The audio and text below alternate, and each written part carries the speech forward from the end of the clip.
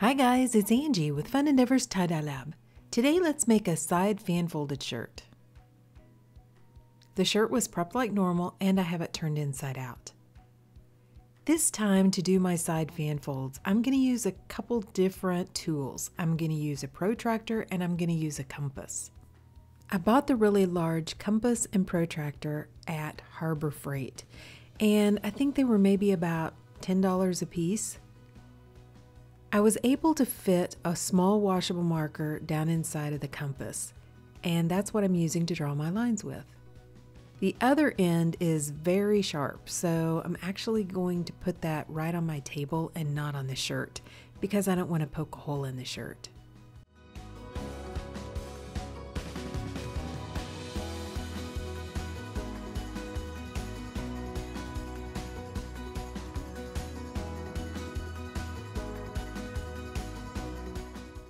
Using my washable marker, I'm going to make a mark about every 20 degrees on the protractor. And I don't have a really long arm on this protractor, so I'm going to use a really long straight edge that I have to draw the lines on this shirt. Okay, this process is going to take a little while, so I'm going to go ahead and speed the video up some more.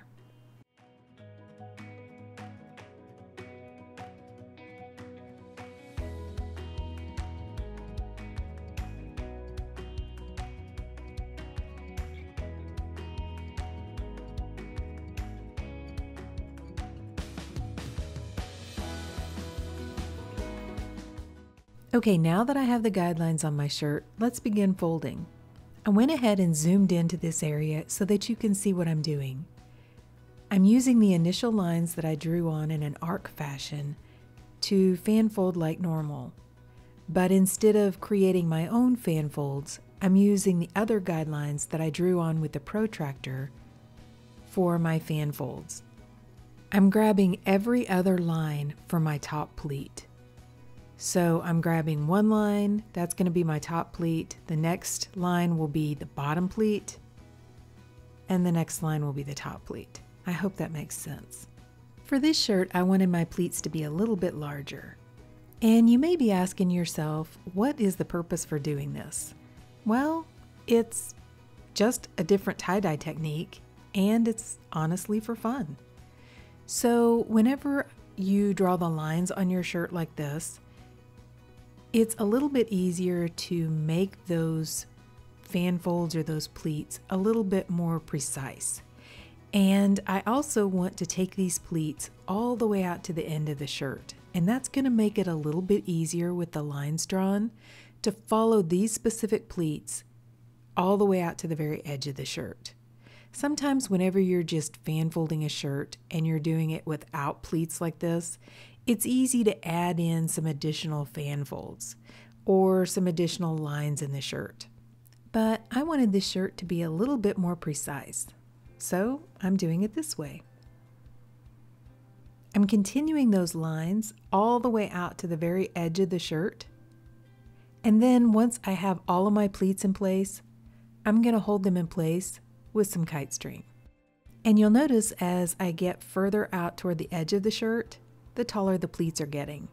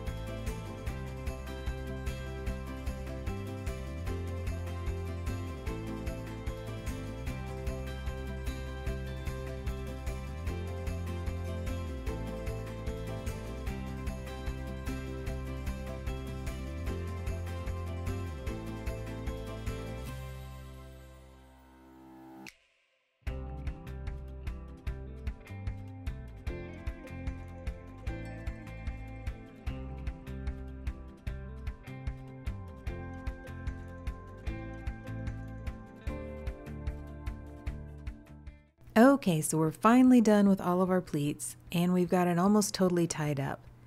I went ahead and tied a couple more shirts this day, so by the time I came back to actually apply the dye, it was totally dry.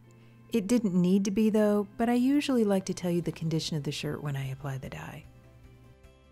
I want to incline ice dye this shirt, but because it's a little bit taller than normal, it's almost a little too tall for my vinyl guttering, so I'm going to have to improvise a little bit to make this work. It's a little bit more narrow than normal too, which that part doesn't really matter. But what I'm going to do is I'm going to use some of the plastic cutting boards that I cut into strips, and I'm going to attach those strips to the side of my vinyl guttering, which is going to extend the sides up a little bit taller and make it easier to keep ice on top of the shirt. Then because this fold isn't really wide, it's kind of wanting to slide or, I don't know, go on its side in this vinyl guttering. So to kind of hold it in place, I'm going to actually apply the ice over the top of the shirt and then add the dye on top of the ice. Sometimes you have to be a little bit creative to make it work. Okay, so I'm going to place the colors in stripes on the shirt, and I'm starting at the very end with Robin's Egg Blue from Dharma. I don't have a lot of the Robin's Egg Blue from Dharma, so I'm going to add a little bit of Robin's Egg Blue from Custom Colors over the top. Then I'm using Who's the Moss from Dharma, and that was a special muck color from 2022, so it can't be purchased anymore, but it's kind of just a lighter mossy color. Next I'm using Mystical from Dye Spin, followed by Deep Ocean from Dye Spin, and Moss Green from Dharma.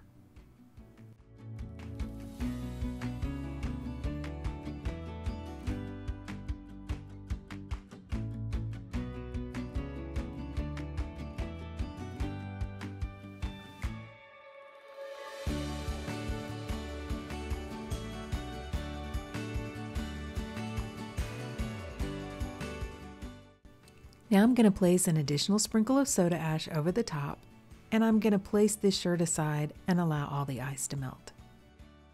After all the ice melted, I allowed the shirt to process for about 48 hours before I started rinsing it out.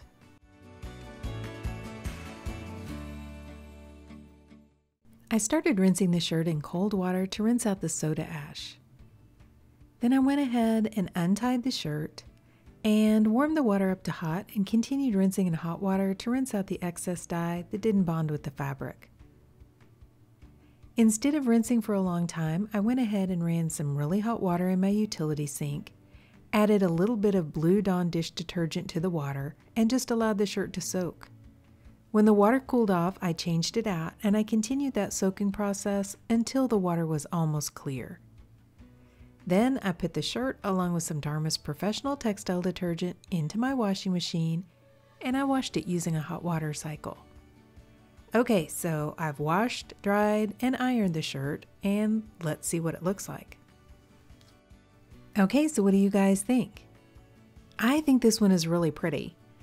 I always think that green and blue work really well together, and I definitely think they work well together on this shirt. I love the way the lines just go from that initial point that I fan folded all the way out to the outer edges of the shirt.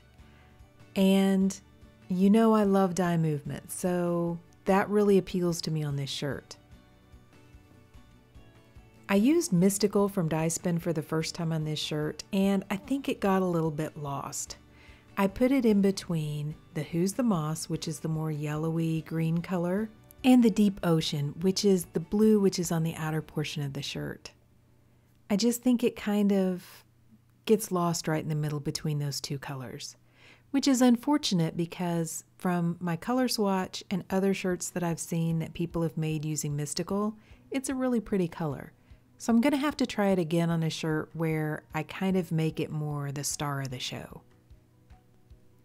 Okay, so can you tell a difference in me drawing the very specific lines and fan folding those lines versus just whenever I kind of free fold a fan folded shirt? I didn't make the lines super close together on this shirt, so it may not have a huge impact, but I personally can tell the difference, and I think it's kind of a cool effect. I like the fact that those lines going from the very edge of the shirt where I started my fan folds all the way out to the very end or the opposite edge of the shirt are just perfectly straight. There aren't any additional lines, and the die is able to just move that whole distance. I think that's a really cool effect. The more I look at this shirt, the more that Who's the Moss area kind of looks like rust to me. So it almost looks like I had rain or water or something in the very edge where the robin's egg blue is, that kind of rusted part of the shirt, and it flowed down the shirt. I don't know. That's just what keeps popping out at me every time I look at this shirt. But I honestly think this shirt is really pretty. I love the colors and I love the dye movement. But what do you guys think? Was it worth the time and the effort? Next time I do it, I might make my lines a little bit closer together and make my fan folds smaller. See what kind of a difference that makes. I also think it would have made a larger difference if I would have put the dye directly on top of the shirt instead of putting it over the top of the ice. That kind of gave a much softer feel to the shirt, not quite as precise and defined. But what do you guys think? Please drop me some comments down below and let me know. And if you guys have enjoyed watching this video, I sure would appreciate it if you would like it and subscribe to my YouTube channel. If you'll hit the bell, you'll receive a notification whenever I upload a new video. Thank you all for watching, and I hope you have a great day.